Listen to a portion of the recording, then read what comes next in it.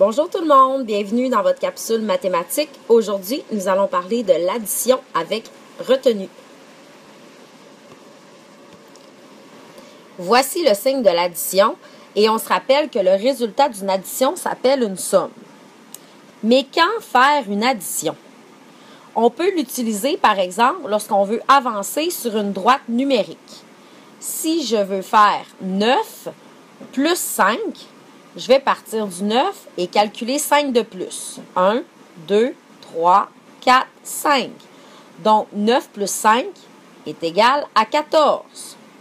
Je peux aussi utiliser l'addition quand je veux savoir j'ai combien d'objets en tout. Ici, j'ai 9 étoiles et de ce côté, j'en ai 5. 9 plus 5 est égal à 14. Je peux m'aider aussi d'une table d'addition. Pour trouver la somme de 3 plus 8, je vais partir du 3 et je vais aller rejoindre la rangée du 8. Donc, 8 plus 3 ou 3 plus 8 est égal à 11. Je peux aussi partir de la rangée du 3, prendre la colonne du 8 et les deux se rejoignent au 11 également. J'ai maintenant un petit problème à vous proposer qui concerne un grand rêve que j'ai depuis quelques mois. En effet, j'aimerais beaucoup aller rejoindre une de mes amies au Mexique cet hiver. C'est vrai, c'est très beau le Mexique. Mais évidemment, ça coûte de l'argent.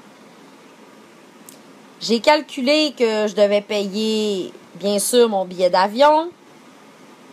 Je vais vouloir certainement faire certaines activités, comme visiter les pyramides Maya, par exemple. Je vais devoir également me nourrir. J'ai calculé les économies que j'avais dans ma tirelire et j'ai présentement 734 $.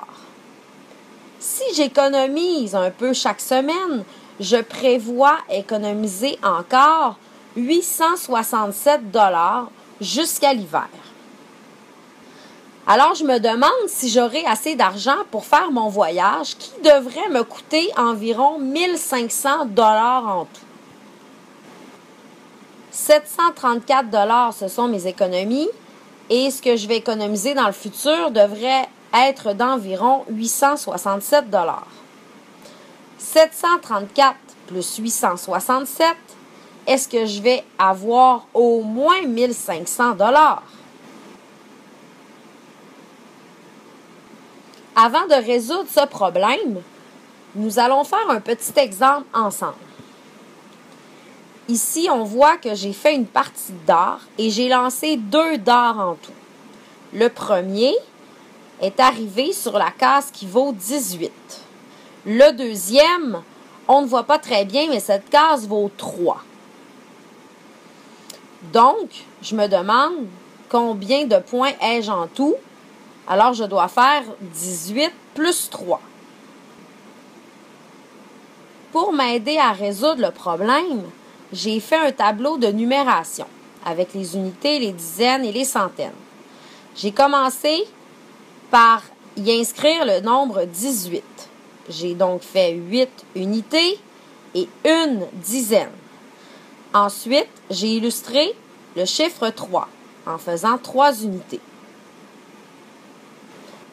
Je commence toujours par calculer les unités. Alors, 1, 2, 3, 4, 5, 6, 7, 8, 9, 10. Et je me souviens que lorsque j'ai 10 unités, ça me donne une dizaine. Alors, je fais mon groupement de 10 et je fais une petite flèche et j'ajoute une dizaine ici. Parce que 10 unités, c'est égal à une dizaine. Il me reste donc une unité ici. C'est pourquoi j'inscris le chiffre 1 vis-à-vis les unités. Et j'ai maintenant 2 dizaines.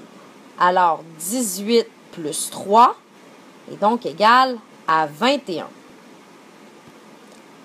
À toi de jouer maintenant. Je te propose l'addition suivante. 627 plus 404. Tu peux maintenant appuyer sur pause dans la vidéo et prendre une feuille et un crayon pour essayer de résoudre cette addition. Je te suggère fortement d'utiliser un tableau de numération comme celui-ci. Alors, voici la réponse. Avec mon tableau de numération, j'ai illustré le nombre 627 ici et le nombre 404. Ensuite, j'additionne les unités en premier. 1, 2, 3, 4, 5, 6, 7, 8, 9, 10. 10 unités, ça me fait un groupement de 10. 10 unités me donne une dizaine que j'ajoute de l'autre côté. Il me reste donc une unité ici. C'est pourquoi j'ai inscrit 1. 3 dizaines, j'ai inscrit 3. Ensuite, je calcule les centaines. 1, 2, 3, 4, 5, 6, 7, 8, 9, 10. Un autre groupement de 10. 10 centaines me donne une unité de 1000. Ici, j'inscris 0 car il ne me reste plus de petit x vis-à-vis la position des centaines. Et j'ajoute l'unité de 1000 ici. Le nombre est donc 1031. Bravo si tu as réussi, sinon, nous allons nous exercer cette semaine. Je me pose toujours la question si je pourrais aller au Mexique cet hiver.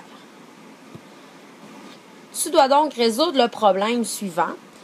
Est-ce que 734 plus 867 $ va me donner au moins 1500 $?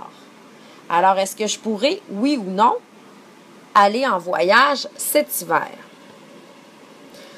Tu peux t'aider du tableau de numération et aussi du matériel multibase en le dessinant si tu préfères. Alors, on s'en reparle et d'ici là, bon travail! Bye bye!